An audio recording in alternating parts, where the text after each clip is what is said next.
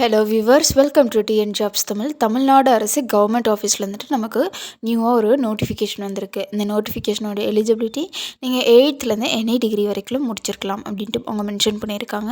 இதுக்கான எந்த ஒரு ஃபீஸும் கிடையாது, எக்ஸாமும் கிடையாது. இந்த நோட்டிஃபிகேஷனை அப்ளை பண்ணுறதுக்கான லாஸ்ட் டேட் 20ஆம் வரைக்கும் டைம் இருக்குது. லிங்க் வந்துட்டு நான் கீழே டிஸ்கிரிப்ஷனில் கொடுத்துருக்கேன். மறக்காமல் எலிஜிபிளாக இருக்கீங்க அப்படின்னா மறக்காமல் அப்ளை செய்யுங்க. இந்த நோட்டிஃபிகேஷனோட ஸ்டார்டிங் சேலரி 23,000 வரைக்கும் அவங்க மென்ஷன் பண்ணியிருக்காங்க. எந்த ஒரு நோட்டிஃபிகேஷனை அப்ளை பண்ணுறதுக்கு முன்னாடியும் அதனோட பிடிஎஃபை நம்ம ஃபுல்லாக கோ த்ரூ பண்ணணும். அப்படின்னா தான் நம்மளால் முழுமையாக அப்ளை பண்ண முடியும்.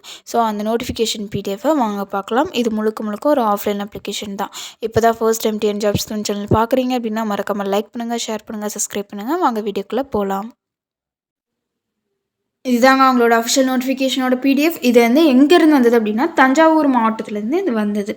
ஓகேங்களா. என்ன டிபார்ட்மெண்ட் அப்படின்னா மக்கள் நலவாழ்வுத்துறையிலேருந்துட்டு இந்த நோட்டிஃபிகேஷன் வந்தது. இந்த நோட்டிஃபிகேஷன் அப்ளை பண்ணுறதுக்கான லாஸ்ட் டேட் இந்த மாதம் 20ஆம் வரைக்கும் டைம் இருக்குது. போஸ்ட் எல்லாமே பார்த்துடலாமா? அதுக்கு முன்னாடி சில நோட்ஸ் எல்லாமே கொடுத்துருக்காங்க. இது முழுக்க தற்காலிகமானது, டெம்ப்ரவரியான ஜாப் தான். எந்த ஒரு சுச்சுவேஷன்லையும் வந்துட்டு பர்மனெண்ட் ஆக்கப்படாது அப்படின்ட்டு அவங்க மென்ஷன் பண்ணியிருக்காங்க.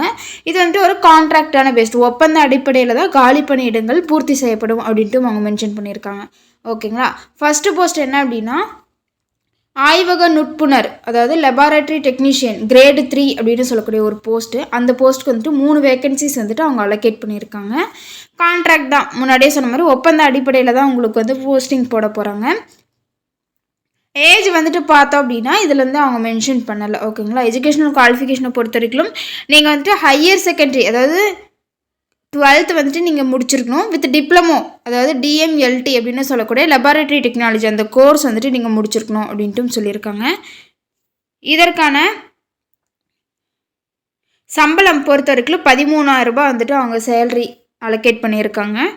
நெக்ஸ்ட்டு இந்த இதுக்கு பார்த்தோம் அப்படின்னா பிளேஸ் ஆஃப் போஸ்டிங் அந்த 3 வேகன்சிஸுமே எங்கெங்கெல்லாம் இருக்குது அப்படின்னா ஸ்ரீனிவாசபுரம் யூபிஹெச்சி தஞ்சாவூரில் ஒன்று இருக்குது. அதுக்கப்புறமேட்டுக்கு கரந்தை யூபிஹெச்சி தஞ்சாவூரில் ஒன்று இருக்குது. அதுக்கப்புறமேட்டுக்கு மேலக்காவேரி அப்படின்ட்டு சொல்லக்கூடிய ஒரு கும்பகோணத்தில் வந்துட்டு ஒன்று இருக்குது. ஓகேங்களா. ஸோ அப்போ 3 வேகன்சிஸ் 3 ஊர்லேயும் வந்துட்டு அவங்க மென்ஷன் பண்ணியிருக்காங்க. இதுதான் அவங்களோட அஃபிஷியல் நோட்டிஃபிகேஷனோட லிங்க். இந்த லிங்க் வந்துட்டு நான் கீழே டிஸ்கிரிப்ஷனில் டேக் பண்ணியிருக்கேன். எலிஜிபிளாக இருக்கீங்க அப்படின்னா மறக்காமல் கிளிக் பண்ணி அப்ளை செய்யுங்க.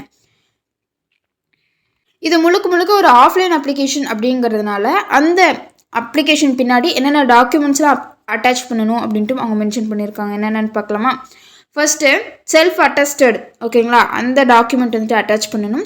நெக்ஸ்ட்டு இந்த அப்ளிகேஷன் ஃபார்ம் வந்துட்டு நீங்கள் நேர்லேயோ இல்லை தபால் மூலியமாகவோ கொடுத்துக்கலாம் அப்படின்ட்டு அவங்க மென்ஷன் பண்ணியிருக்காங்க. முன்னாடியே சொன்ன மாதிரி லாஸ்ட் டேட் வந்துட்டு 20ஆம் வரைக்கும் டைம் இருக்குது. அவங்களுடைய அட்ரஸ் வந்துட்டு இங்கே கீழே கொடுத்துருக்குறாங்க. அதை வந்துட்டு நீங்கள் செக் பண்ணிக்கோங்க.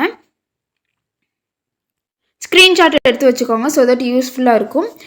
முன்னாடியே சொன்ன மாதிரி அந்த அப்ளிகேஷன் ஃபார்ம் பின்னாடி என்னென்ன டாக்குமெண்ட்ஸ்லாம் அட்டாச் பண்ணணும் அப்படின்னா உங்களோட SSLC certificate, +2 certificate, degree certificate, degree இல்லைனா டிப்ளமோ டிஎம்எல்டி அந்த கோர்ஸ் முடிச்சிருப்பீங்களா அந்த certificate, transfer certificate, professional course certificate, course அந்த டிஎம்எல்டி கோர்ஸ் கம்ப்ளீட் பண்ணதுக்கான சர்டிஃபிகேட்டு இதெல்லாமே கேட்டிருக்காங்க. டேட் ஆஃப் பர்த்துக்கான ப்ரூஃபுக்கு வந்து டேட் ஆஃப் பர்த் சர்டிஃபிகேட் கொடுக்கலாம், இல்லைனா SSLC சர்டிஃபிகேட் கொடுக்கலாம், இல்லைனா HSC ஹையர் செகண்டரி சர்டிஃபிகேட் இது வேணாலும் கொடுத்துக்கலாம். இருப்பிட சான்றுக்காக ஆதார் கார்டு வந்துட்டு அவங்க கேட்டிருக்காங்க. எக்ஸ்பீரியன்ஸ் இருக்குது அப்படின்னா அதனுடைய சான்றும் நீங்கள் அட்டாச் பண்ணணும். முன்னுரிமை சான்று இருக்குது அப்படின்னா அதையும் நீங்கள் அட்டாச் பண்ணணும். அவங்களுடைய முகவரி வந்துட்டு இது வேணும்னா ஸ்க்ரீன்ஷாட் எடுத்து வச்சுக்கோங்க. ஸோ தட் யூஸ்ஃபுல்லாக இருக்கும். கீழே அப்படியே ஸ்க்ரோல் பண்ணி வந்தோம் அப்படின்னா அவங்களோட அப்ளிகேஷன் ஃபார்ம் வந்துட்டு இங்கே இருக்குது. ஓகேங்களா. ஆஸ் யூஷுவல் நம்ம ஒரு ஆஃப்லைன் அப்ளிகேஷன் எப்படி அப்ளை பண்ணுவோமோ அதே மாதிரி தான் இங்கேயும் இருக்குது. நீங்கள் வந்துட்டு ரீசெண்டாக எடுத்த பாஸ்போர்ட் சைஸ் ஃபோட்டோ வந்துட்டு இங்கே பேஸ்ட் பண்ணிக்கோங்க. நெக்ஸ்ட்டு உங்களுடைய பெயர் அது வந்துட்டு தமிழ்லையும் இருக்கணும், இங்கிலீஷ்லேயும் இருக்கணும். ஓகேங்களா. 2 இதுலேயும் கேட்டிருக்காங்க. ஸோ அப்போ இங்கே மேலே தமிழ் எழுதிட்டு கீழே வந்துட்டு இங்கிலீஷில் எழுதிக்கோங்க. உங்களுடைய தந்தை பெயர் இல்லது கணவர் பெயர், ஓகேங்களா, 2ல் யாராவது ஒரு பெயர் வந்துட்டு இங்கே நீங்கள் எழுதணும். இது வந்துட்டு நீங்கள் தமிழ் எழுதினா கூட போதும். அது வந்துட்டு அவங்க எதுவும் மென்ஷன் பண்ண கிடையாது. கைபேசி எண் இது வந்துட்டு கரெக்டாக கொடுத்துக்கோங்க. ஏன்னா அது வந்துட்டு ஃபர்தர் ஷார்ட் லிஸ்ட் பண்ணதுக்கு அப்புறமேட்டுக்கு ஃபர்தர் கால் ஃபார்க்கு ஹெல்ப்ஃபுல்லாக இருக்கும்.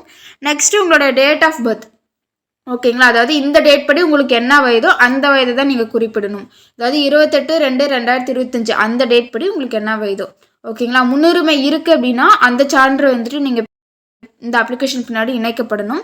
அப்படி இருக்குது அப்படின்னா நீங்கள் வந்துட்டு எந்த அடிப்படையில் நீங்கள் முன்னுரிமைக்காக வரீங்க, அதாவது டிரான்ஸ்ஜெண்டரா இல்லை டிஃப்ரெண்ட்லி ஏபிள்டா இல்லை டெசர்டட் ஒய்ஃபா இல்லைனா டெஸ்டிடியூட் விடோவா அப்படின்னு கேட்டிருக்காங்க.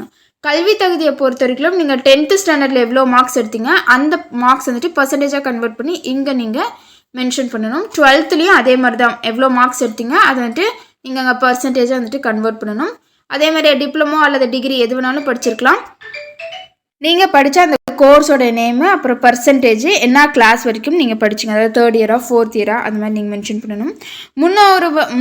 முன் அனுபவம் இருக்குது அப்படின்னா அதை வந்துட்டு நீங்கள் மென்ஷன் பண்ணுங்கள் இருக்கா இல்லையா அப்படின்ட்டு. எவ்வளோ வருஷம் நீங்கள் அங்கே ஒர்க் பண்ணிங்களோ அதனோட எண்ணிக்கை வந்துட்டு இங்கே கேட்டிருக்காங்க. ஸோ அப்போ இருக்குது அப்படின்னா அதனோட சான்றிதழும் நீங்கள் பின்னாடி அட்டாச் பண்ணணும். ஓகேங்களா? இதில் உங்களுடைய கிராம பெயர் என்ன அப்படின்ட்டு கேட்டிருக்காங்க.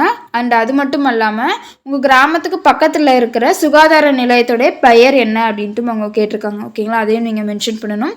வட்டாரம், வட்டம், மாவட்டம் இதெல்லாமே நீங்கள் மென்ஷன் பண்ணிவிட்டு உங்களுடைய அட்ரஸ் இதில் இருக்கிறத வந்துட்டு நீங்கள் மென்ஷன் பண்ணிக்கோங்க. பின், ஓகேங்களா, பின்கோடையும் நீங்கள் மென்ஷன் பண்ணணும்.